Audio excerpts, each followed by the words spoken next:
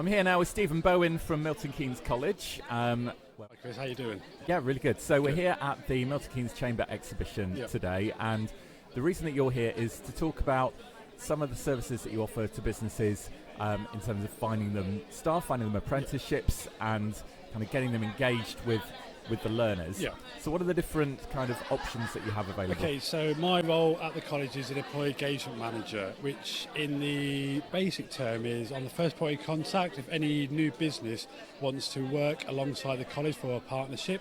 Now my prime area is apprenticeships, which is upskilling 16-year-olds and above, no operation limit, to give them a fresh qualification that is nationally recognised and a career within that industry. So that's from level 2, which is GCSE level. The college does up to level 4, which is first year HNC of university, but you can actually obtain a master's degree in apprenticeships as well. It's a fantastic world to be in at the moment, it is. Another area that we work in is T levels, the new technical levels, where we have students who roll into these courses, so doing 3 to 4 days of actual learning in a subject, and then do a mandatory 1 day a week work experience placement within an industry that is related to their course to upskill them. And a T level is equivalent to 3 A levels, and you can actually get your UCAS points to go to university afterwards.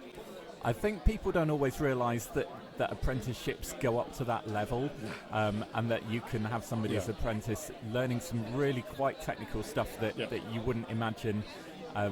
You'd think you'd need to go to somebody with the actual qualifications to do that job. I mean, a lot of people still believe apprenticeships are for 16 to 18-year-olds, and they're in like a dirty hands job like motor vehicle or engineering. There's 678 different types of apprenticeships at the moment. So you can do customer service, you can at level 2 or even level 3 as a specialist. You can even be a solicitor or a doctor now through degree apprenticeships. So the arrangement and what you can learn is vast now. It's getting bigger and bigger all the time because of companies are now deciding what they want, and they're now doing trailblazing exercises to actually write the programs and make these apprentices come to life to give people better opportunities to learn the subjects. It's not about sitting behind a desk anymore, it's about doing the right thing to get you to the right place that you want to be the best you can be.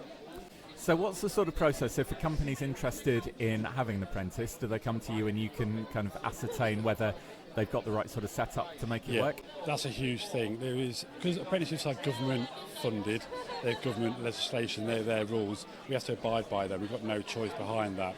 So I check to make sure that the company first can actually take one on, because you have to do mentoring, you do, and what's called off-the-job training. So this gives the apprentice the time to learn their course, private study. Make sure they are able to pay them the salary as well, because it's a working role, so you pay them full time. They've got enough hours to work, and they can support them for the period of their apprenticeship, make sure they complete the list of duties that the apprentice has to undertake to pass successfully the apprenticeship, and hopefully they gain distinction and move on to great things. So you need to make sure they're getting something out of it and they're actually learning. Yeah. So is that a lot to do for a company, and do you guide them through that process to get everything in place? It's tons of work, that's why I'm so good at it. No, it's actually... It's okay for the company, because myself and my colleagues, we're here to support them as much as we can, and we get on a regular basis very simple questions asked to us that they don't think, just to make sure, how often do they come to college, or do I have to pay them, or can I treat them like a normal employee? Really sort of basic questions, but it's so important to make sure the company understands how to treat that member of staff who else is also a student within the college as well. So we offer the support side from the student, we do. So they get like a double wellness from the company and from the college, to make sure it's about, the college tagline is building fairer futures, it is. So we want to ensure that anyone that comes through our doors as a learner gets the best chance for their career in the future. That's MK College, making sure that the MK students are doing the best that they can. That's what we want. Absolutely. So how can people get in touch if they want to find out a little bit more, maybe get together, have a meeting and see if this is something that can work? So if you've got the internet, that new thing that may take off one day, you just go straight onto the MK College website, contact us, and you just put in your details, it comes through to the relevant department.